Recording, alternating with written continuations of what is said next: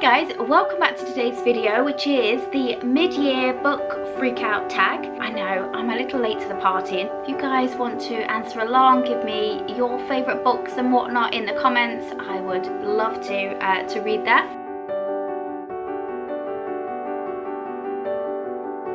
So let's start. Question number 1. Best book you've read so far in 2023? And without doubt, for me, that is The Secret History by Donna Tartt.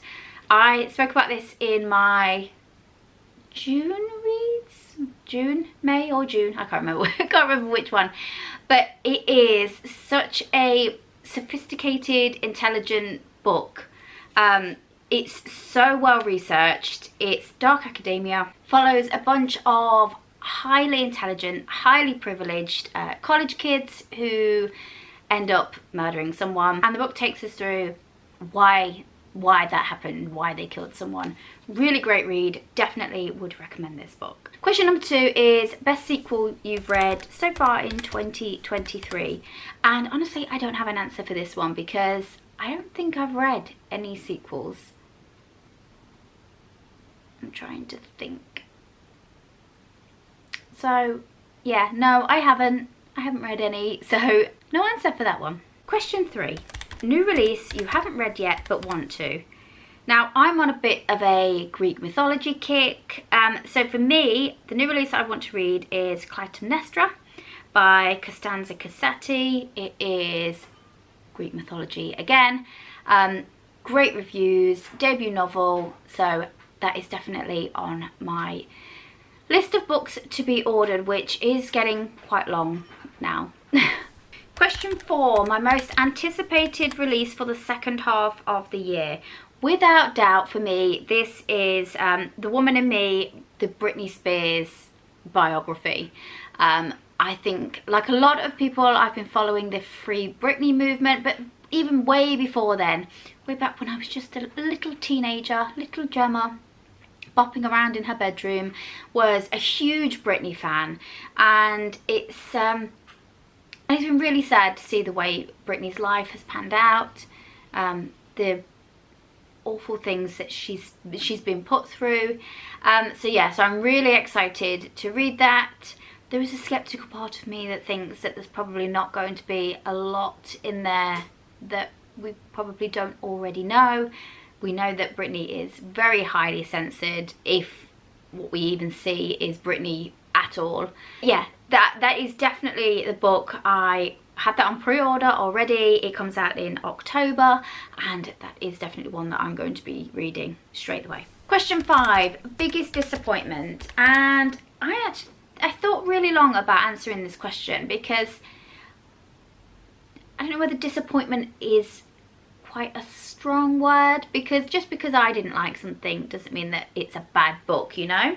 But for me, I had to go with The Paper Palace by Miranda Cowley Heller. This was kind of an impulse online buy for me, so I didn't really know a lot about it.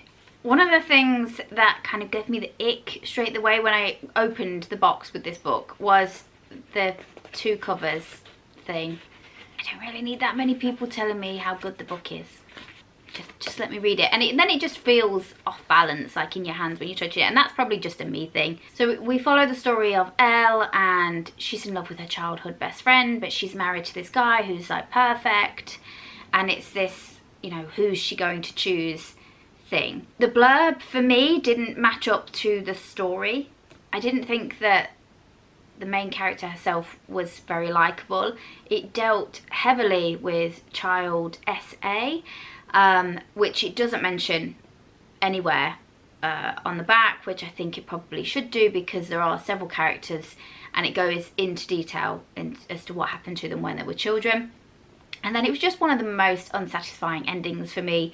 So yeah, that was quite a disappointing read. Question number 6 then, my favourite new author, either a debut author or new to me.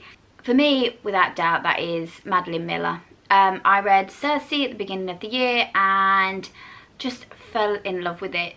Very similar writing style to Donna Tartt, really intelligent, really well researched, and as a reader I really do appreciate that. I love the fact that the writing isn't over the top, but it's sophisticated enough that I can create a complete image in my mind when I'm reading. So I would highly, highly recommend it if you haven't read any Madeline Miller books before, to go and grab one and read, because fantastic. Question number 7, Fictional Crush. And honestly, I don't have one, which is really sad. A lot of the books that I've been reading this year are very strong female-led stories, and what tends to happen with strong female leads is there's a lot of dysfunctional, toxic male characters in the background that are the reason why these women have to be so strong in the first place. So I cannot allow myself to have a crush on a toxic, dysfunctional man. Okay, I'm too old for that. I'm over here trying to learn not to do that. So I can't do that in reading. Question 8, my newest favourite character. And for me, that is Circe. This is a Madeline Miller book. Circe is the Greek goddess of witchcraft. This story really goes into her backstory.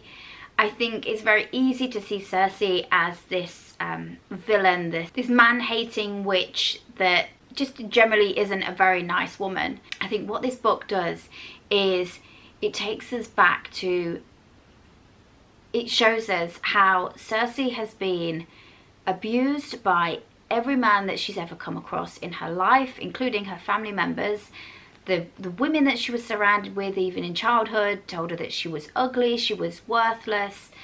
And it really helps to build up this picture of why this woman becomes the way that she does. Why she had to develop these harsh walls around herself, and why she almost develops an attitude of, I'm going to hurt you before you hurt me. And I think when you can see the backstory, you can understand why. She's just a badass, and that's because she had to be. Question 9, book that made you cry. And for me, it is River Sing Me Home by Eleanor Shearer. This is a debut novel. I think it was longlisted for the Women's Prize for Fiction this year. I think that's where I saw it, and that's why I bought it. Such a beautiful, powerful, emotional story. It follows Rachel, who is a slave in the Caribbean, and she's had children whilst she's been in slavery, and those children have been sold off or moved around, and she goes on a search to try and find them with varying results. And it's just a beautiful story. It did make me cry in parts of it. Highly, highly recommend this book if you haven't read it already.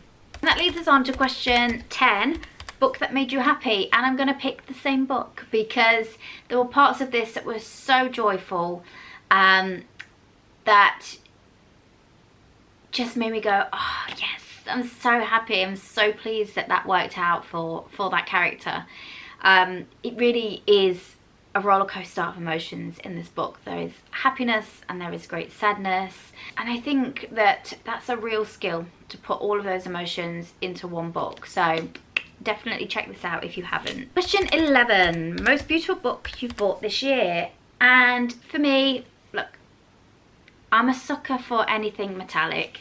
This is a beautiful, it's such a simple cover, but it's so beautiful, and that is Fourth Wing by Rebecca Yarros. I've just finished this. This is part of my July read, so I'll go into more depth with my thoughts on this book in the What I Read in July video that will be coming in a couple of weeks. It's beautiful. Look, if I show you. Look, I'm like a magpie. I'm a sucker for anything shiny, so. And last but not least, question 12. What book or books you want to read by the end of the year? So obviously Clytemnestra and the Britney Spears book are definitely on my list of ones to read, but in terms of books that I've actually got, The Song of Achilles, which is another Madeline Miller book. I think this was the one that she wrote before Circe. Again, this has, it's Greek mythology.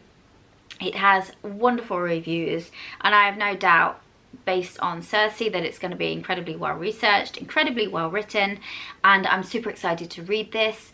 I'm just finishing up The Silent Patient at the minute, and then I'm going to get cracking on this one.